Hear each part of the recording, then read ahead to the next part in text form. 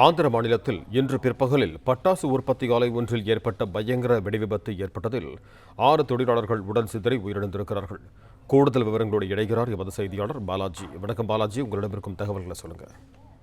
வணக்கம். ஆந்திர மாநிலம் மணக்காப்பள்ளி மாவட்டத்தில் உள்ள கைலாச என்ற ஒரு இடத்தில் பட்டாசு தொழிற்சாலை இயங்கி வருகிறது. இந்த பட்டாசு தொழிற்சாலையில் இன்று மதியம் போல பயங்கர வெடிவிபத்தானது ஏற்பட்டுள்ளதாக தகவலான வெளியானது. உடனடியாக அந்த பகுதிக்கு சென்ற போது அந்த பட்டாசு சாலை வெடித்து விபத்துக்கு உள்ளானது தெரிய வந்தது. உடனடியாக தீயணைப்பு துறையினருக்கும் மற்றும் போலீசாருக்கும் தகவல் எடுத்து விசாரணை நடைபெற்று வருகிறது. மேலும் இந்த சம்பவ இடத்திலேயே 6 பேர் பலியானதாகவும் மேலும் 7 பேரை மருத்துவமனையில் சேர்த்து சிகிச்சையானது பெற்று வருகிறார். மேலும் இந்த தொழிற்சாலையில் 20க்கும் மேற்பட்டவர்கள் இந்த பணிக்கு சென்றுள்ளதாகவும் தகவலான வெளியாகியுள்ளது. இது குறித்து மேலும் விசாரணை தொடர்ந்து நடைபெற்று வருகிறது.